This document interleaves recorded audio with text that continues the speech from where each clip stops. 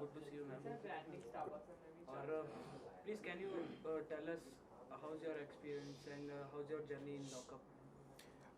My journey has been nothing short of extraordinary. Considering this is my first year in the television industry, in the OTT space, in the reality show space, I think I am truly blessed कि मुझे एकता ने ये मौका दिया, एंडमॉल और old Balaji ने ये मौका दिया. It's very special. My very first reality show. It's always going to stay with me. और शो के विनर मुनावर के बारे में आपका क्या कहना है? मुनव्वर एक स्पेशल इंसान है. ये शो उसी के नसीब में लिखा था और मैं चाहती थी कि ये शो वही जीते, और जब वो शो जीता तो मुझे लगा कि मैं भी जीत गई. तो शो में एक मोमेंट था जिसमें निशा जी ने आपका काफ़ी साथ दिया था और करणवीर को डांटा गया था उस चीज़ के लिए, तो उसके बारे में आपका क्या कहना है? अम, जब भी कोई LGBTQ रिलेटेड टॉपिक शो में आया था, मैंने यही चाहा था कि उस टॉपिक को मैं एक सेंसिटिविटी से, एक डिग्निटी से, एक ग्रेस से सॉल्व करूं, ना कि झगड़ा करके और मुद्दा बना के.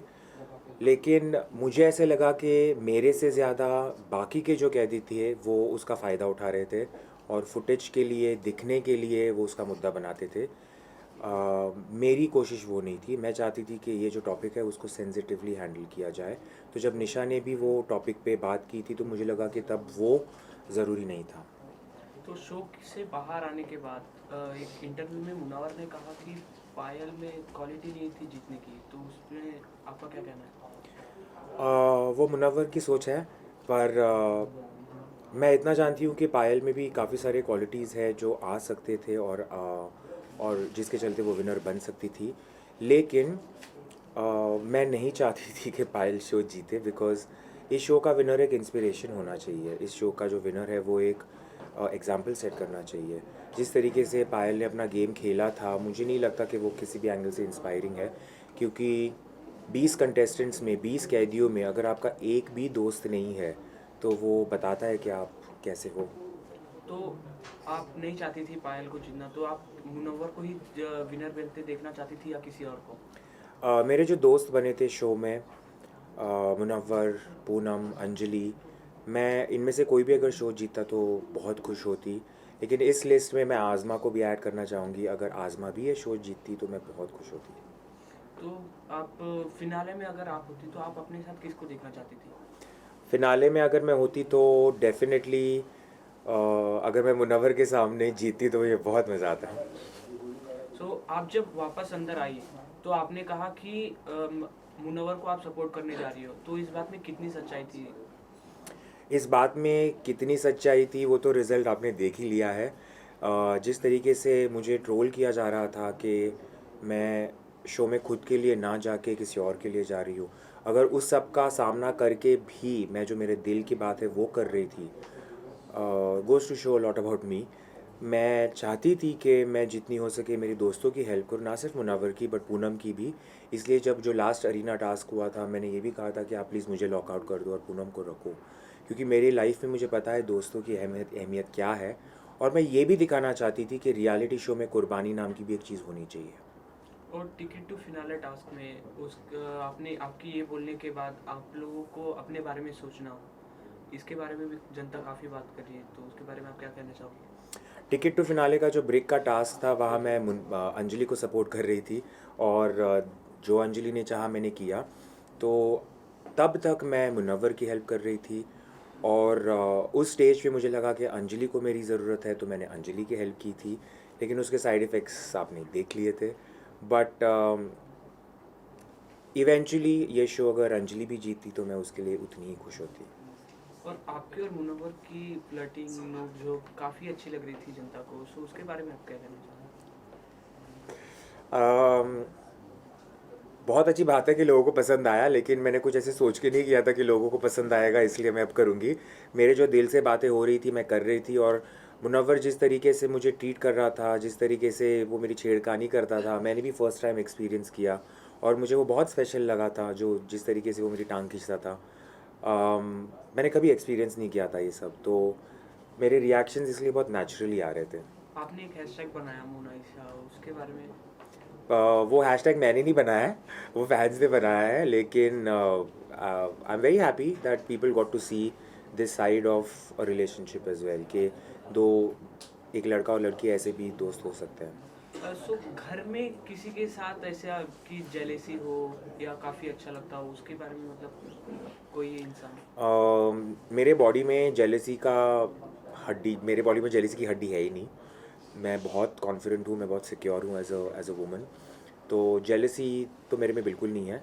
लेकिन हाँ, मैं ज़रूर चाहती थी कि जो मेरे दोस्त है वो गेम में आगे जाए, और कुछ ऐसे एक आध दो लोग हैं जो जिनका तो मैं नाम शायद ना लूँ तो बेटर है, बट वो आगे नहीं जाए, वो मेरी कोशिश थी.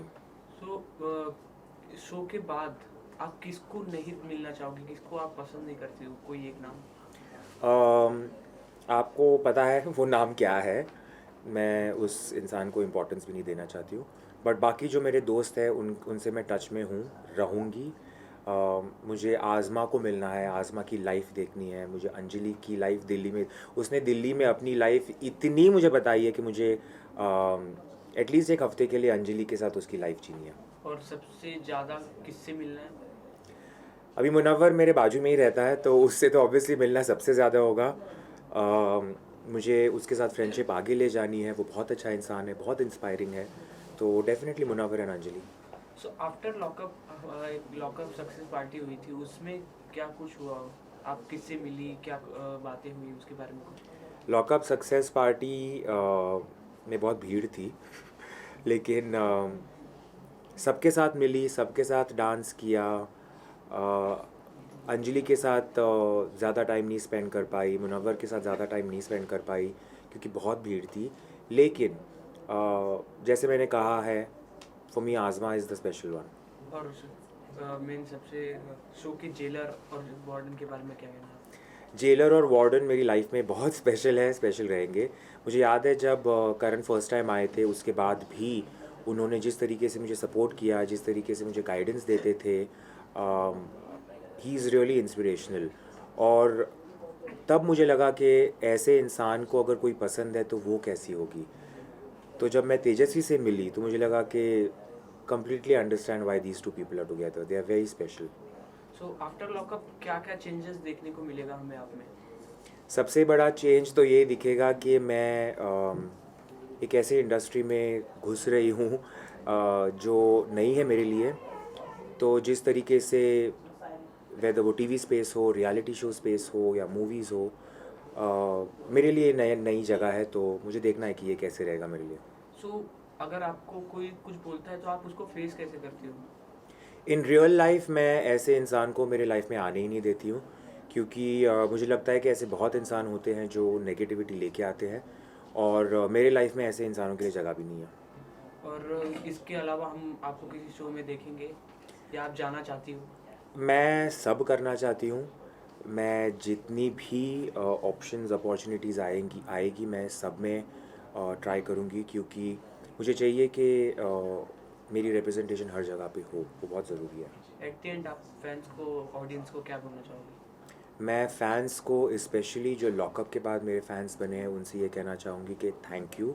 आपने जो भर भर के मुझे वोट किया है, उसके चलते मैं शो नहीं जीती, लेकिन मैं लाइफ में जो सब जीतने वाली हूँ वो आपकी वजह से है.